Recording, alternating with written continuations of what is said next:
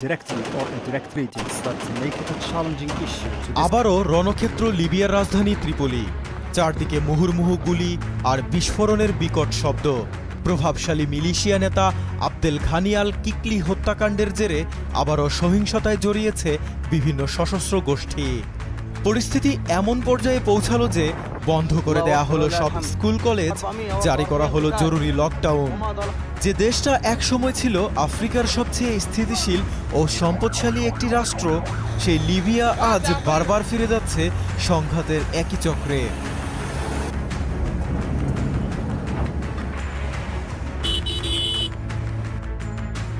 Libya ছিল তেল আর গ্যাসের এক সমৃদ্ধ ভূখণ্ড, আফ্রিকার সবচেয়ে ধনী দেশগুলোর একটি। দেশটির বিপুল সম্পদ থাকায় লিবীয়দের কর দিতে হতো না। শিক্ষা ও স্বাস্থ্যসেবা ছিল বিনামূল্যে। তেল বিক্রির টাকা দিয়েই চলত রাষ্ট্র। তখন মধ্যপ্রাচ্য সহ গোটা বিশ্বের শ্রমিকদের জন্য লিবিয়া ছিল একটি স্বপ্নের গন্তব্য। কিন্তু এই সমৃদ্ধির অন্তরালে ছিল এক ঘোর অন্ধকার। সেই অন্ধকারের কেন্দ্রে ছিলেন মুয়াম্মার গাদ্দাফি।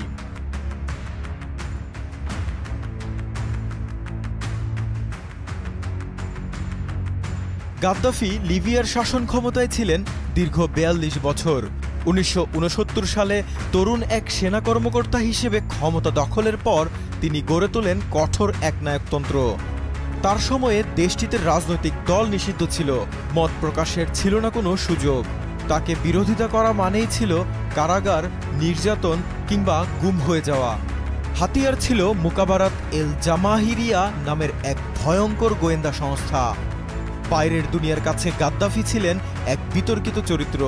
কেউ তাকে দেখতেন আফ্রিকার বিপ্লবী হিসেবে, কেউ বলতেন নির্মম স্বৈরশাসক।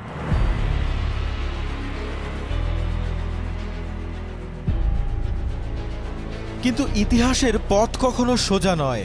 ২০১১ সালে আরব বসন্তের ঢেউ যখন তিউনিসিয়া ও মিশর হয়ে লিবিয়ায় আঘাত হানে, তখন পরিস্থিতি দ্রুত বদলে যায়। সাধারণ মানুষ, বিশেষ করে তরুণেরা রাস্তায় নেমে আসে।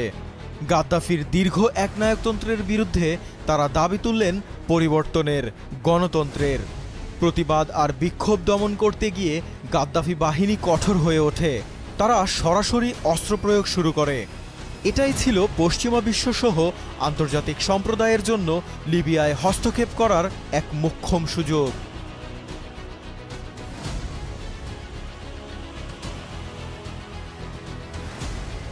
জাতিসংঘ ১৯৭৩ নম্বর প্রস্তাবের মাধ্যমে লিবিয়ার আকাশে নো ফ্লাই জোন ঘোষণা করে। তারপর ন্যাটো বাহিনী শুরু করে ব্যাপক বিমান হামলা। গাদ্দাফির সেনাবাহিনীর বিরুদ্ধে যুদ্ধে নামে বিদ্রোহীরা। পরিস্থিতি দ্রুতই নিয়ন্ত্রণের বাইরে চলে যায়। অবশেষে ২০১১ সালের ২০ অক্টোবর সিরত শহরে পালাতে গিয়ে ধরা পড়েন কর্নেল গাদ্দাফি। বিদ্রোহীদের হাতে আটক হওয়ার পরই জনরোষের মুখে তিনি নিহত হন। উল্লাসে মেতে ওঠে বিদ্রোহীরা, কিন্তু বাস্তবে গাদ্দাফির মৃত্যু ছিল লিবিয়ার নতুন আরেক সংকটের শুরু।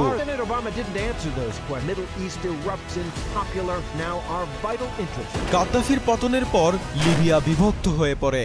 হঠাৎ ক্ষমতার শূন্যতায় শত শত মিলিশিয়া গোষ্ঠী অস্ত্র হাতে বিভিন্ন এলাকার নিয়ন্ত্রণ নিতে শুরু করে। একে একে বিভিন্ন অঞ্চল ও শহর এক একটি সশস্ত্র গোষ্ঠীর হাতে চলে যায়। যার হাতে যত অস্ত্র, তার ক্ষমতা তত বেশি। দেশের নিয়মিত সেনাবাহিনী ভেঙে পড়ে। দেশটির অর্থনীতির মূল চালিকা শক্তি, তেল ক্ষেত্রগুলোর নিয়ন্ত্রণ চলে যায় স্থানীয় সশস্ত্র মিলিশিয়াদের হাতে। বাড়ে অস্ত্রের চোরাচালান। সীমান্তে মানব পাচারের এক ভয়ঙ্কর ব্যবসা বিস্তার লাভ করে দেশটিতে।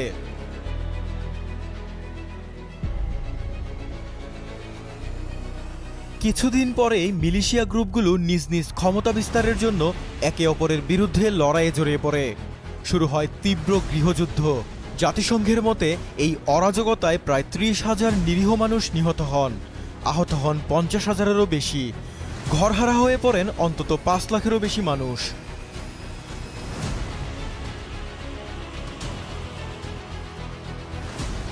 (২০১৪) সালে দেশটিতে স্থায়ী হয় দুই প্রতিদ্বন্দ্বী সরকার। একটি ছিল পূর্বাঞ্চলের শহর তমরুকে, অপরটি ছিল রাজধানী ত্রিপোলিতে। উভয় সরকার নিজেদের বৈধ দাবি করতে থাকে। দুপক্ষই নিজস্ব মিলিশিয়া বাহিনী গড়ে তোলে। ত্রিপোলি সরকারকে সমর্থন দিতে থাকে তুরস্ক, কাতার সহ কিছু পশ্চিমা দেশ। অন্যদিকে পূর্বাঞ্চলের তব্রুক প্রশাসন পায় মিশর, সংযুক্ত আরব আমিরাত, রাশিয়া সহ কিছু ইউরোপীয় দেশের সমর্থন। এই বিদেশি হস্তক্ষেপ লিবিয়ার সংঘাতকে আরও জটিল করে তোলে।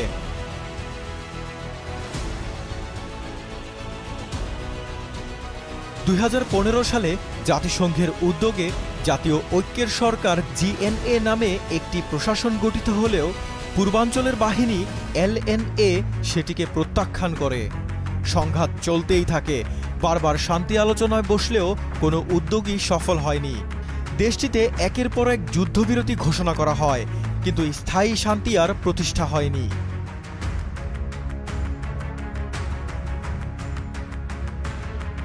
এখন 2025 সাল, 14 বছর ধরে লিবিয়ার মানুষ দেখেছে কিভাবে একটি বিপ্লব তাদের স্বপ্নকে বদলে দিয়েছে ভয়াবহ এক দুঃস্বপ্নে। একদিকে পশ্চিমা দেশগুলোর ব্যর্থ সামরিক হস্তক্ষেপ, অন্যদিকে অভ্যন্তরীণ শক্তিগুলোর ক্ষমতার লড়াই, আর এসবের মধ্যে আটকা পড়েছেন সাধারণ লিবীয়রা।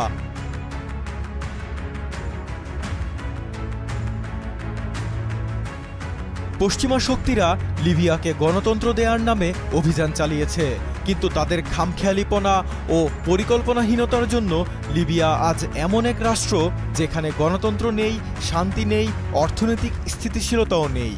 সমৃদ্ধ লিবিয়া আজ বিশ্বের অন্যতম যুদ্ধবিধ্বস্ত ও ব্যর্থ রাষ্ট্র। লিবিয়ার এই দীর্ঘ সংকটের শেষ কোথায় তা কেউ জানে না, কিন্তু শান্তি প্রতিষ্ঠার পথে সমাধান যে আরও জটিল, আরও কঠিন তা এখন একদম স্পষ্ট।